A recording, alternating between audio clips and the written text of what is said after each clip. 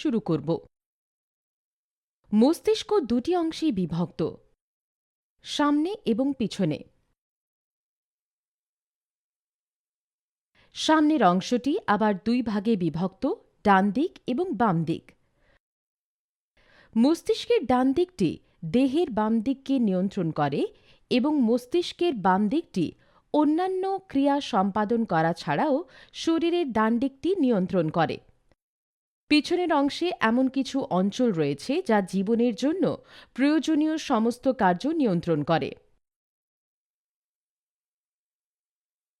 হৃৎপিণ্ড এবং দুই ধরনের শিরা দেহের সমস্ত অংশের মধ্যে রক্ত পাঠানো এবং রক্ত গ্রহণের জন্য দায়ী।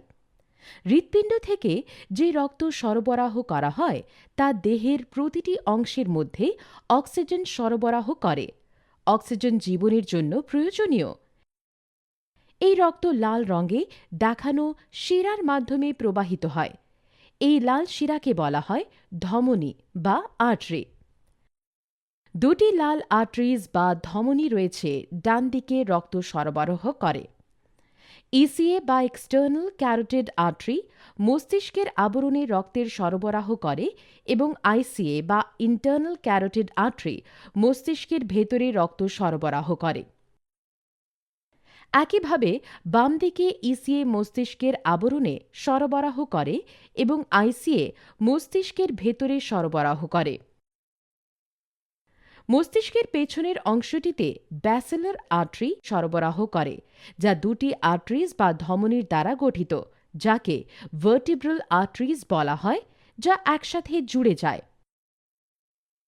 রক্তের মধ্যে থাকা অক্সিজেন শরীরের বিভিন্ন অংশের দ্বারা ব্যবহৃত হওয়ার পরে তা হৃৎপিণ্ডে আবার ফেরানো হয় নীল রঙে দেখানো রক্তনালীর মাধ্যমে। এই নীল রক্তনালীগুলোকে বলা হয় শিরা বা ভেনস। এটা জেনে রাখা গুরুত্বপূর্ণ যে সাধারণভাবে লাল ধমনী বা আর্টারিজ এবং নীল শিরা বা ভেনস কখনোই পরস্পরের সঙ্গে সংযুক্ত থাকে না। মস্তিষ্কের অনেক গভীরে নীল রঙের শিরা বা ভেনসের একটি নেটওয়ার্ক রয়েছে। এটাকে ক্যাভার্নাস সাইনাস বলা হয়।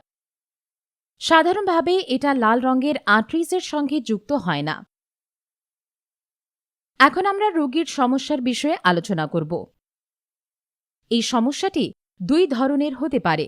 প্রথম প্রকারে কোনো কোনো রোগীর মাথার খুলি বা স্কালের নিচের অংশে যদি একটি আঘাত হয়ে থাকে, সাধারণত একটি পথের দুর্ঘটনা থেকে, তবে লাল রঙের ইন্টারনাল ক্যারোটিড আর্টারি ক্ষতিগ্রস্ত হয়।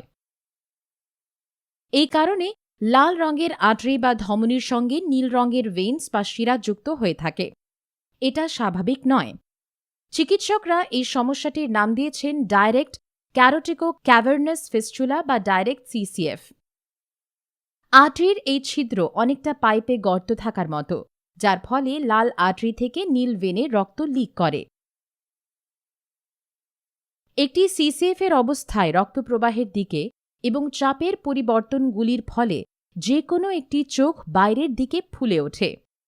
এই চোখটি এছাড়াও লালচে হয়ে যায় এবং তার থেকে জল বেরিয়ে আসতে পারে। এই লক্ষণগুলির পাশাপাশি রোগীর দৃষ্টিশক্তির প্রতি উচ্চ ঝুঁকি থাকে। এই অবস্থার তাৎক্ষণিক চিকিৎসা করা না হলে তাদের দৃষ্টিশক্তি চিরতরে নষ্ট হয়ে যেতে পারে। দ্বিতীয় ধরনে অন্যান্য রোগীর ক্ষেত্রে এই সমস্যাটি উদ্ভূত হতে পারে যদি মাথার কোনো রকম আঘাত নাও থাকে। এটা হওয়ার কারণ হল একটি পরোক্ষ সংযোগ উপস্থিত থাকতে পারে লাল রঙের এক্সটার্নাল ক্যারোটিড আর্টারি এবং নীল রঙের শিরা বা ভেন নেটওয়ার্কের মধ্যে।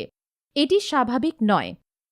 চিকিৎসকরা এই সমস্যাটির নাম দিয়েছেন ইনডাইরেক্ট ক্যারোটিকো ক্যাভার্নাস ফিস্চুলা বা ইনডাইরেক্ট সিসিএফ। একটি ইনডাইরেক্ট সিসিএফ এর ক্ষেত্রে রোগীর চোখ লাল হয়ে যেতে পারে। চিকিৎসা আরম্ভ করার আগে রোগীর দৃষ্টিশক্তির অবস্থা পরীক্ষা করা প্রয়োজন। 3 ধরনের টেস্ট বা পরীক্ষা রয়েছে এই অবস্থার নিরীক্ষণ করার জন্য। একটি সিটি স্ক্যান হল প্রথম টেস্ট যা করা হয়ে থাকে সমস্যার কারণ খুঁজে পেতে। এটি অস্বাভাবিকতা শনাক্ত করতে সাহায্য করে, যা সিসিএফ এর চিকিৎসায় পথ প্রদর্শন করে। একটি এমআরআই স্ক্যান সর্বদা প্রয়োজনীয় হয় না, কিন্তু যখন একটি সিটি স্ক্যান যথেষ্ট তথ্যাদি প্রদান করে না, রোগীকে এমআরআই স্ক্যানের মধ্য দিয়ে যেতেই হবে, যাতে রোগীর অবস্থা সম্পর্কে আমরা একটি পরিষ্কার ধারণা পেতে পারি। সিটি স্ক্যান এবং এমআরআই স্ক্যানের উপর নির্ভর করে আমরা একটি এনজিওগ্রাম টেস্ট বা পরীক্ষার দিকে এগিয়ে যাব, যাতে সিসিএফ এর অবস্থান খুঁজে পেতে পারি। এনজিওগ্রামের টেস্টের জন্য সাধারণত ডান পায়ের আর্টারি বা ধমনীতে একটি সূঁচ ঢোকানো হয়। এর মাধ্যমে একটি ক্যাথেটার টিউব মস্তিষ্কে না পৌঁছে যাওয়া পর্যন্ত শরীরের ধমনীতে প্রবেশ করা হয়। তারপর কন্ট্রাস্ট নামক তরল পদার্থটি ক্যাথেটার টিউব দিয়ে মস্তিষ্কে প্রবেশ করানো হয়। এই এনজিওগ্রাম পরীক্ষার দ্বারা মস্তিষ্কের রক্তনালীগুলি দেখা সম্ভব হয়। তারপরে ডিএসএ রুমের মধ্যে ছবি তোলা হয়। এই ছবিগুলি অবস্থাটির বিবরণ প্রদর্শন করে। আমরা এখন যে ট্রিটমেন্ট অপশনগুলো রয়েছে তা আলোচনা করব। আমাদের বিভাগে আমরা একটি চিকিৎসা করি, যা রক্তনালীর মধ্যে পরিচালিত হয়। এই ধরনের চিকিৎসাকে এম্বোলাইজেশন বলা হয়। এটি করার জন্য আমরা রোগীর মাথা খুলি না। এম্বোলাইজেশন ওষুধ বা সিনথেটিক বস্তু একটি ক্যাথেটার টিউবের মাধ্যমে একটি রক্তনালীতে প্রবেশ করায়, যাতে অস্বাভাবিক এলাকায় রক্ত প্রবাহ বন্ধ হয়। এই চিকিৎসা এনজিওগ্রাম টেস্টের মতো একই পদ্ধতিতে করা হয়। আমরা আরেকটি ক্যাথেটার টিউব প্রবেশ করব আর্টারিজের মাধ্যমে মস্তিষ্ক পর্যন্ত। একবার ক্যাথেটার টিউবটি সিসিএফে পৌঁছে গেলে আমরা সেটির চিকিৎসা করব কয়েলিং এর মাধ্যমে। কয়েলিং এক ধরনের এম্বোলাইজেশন।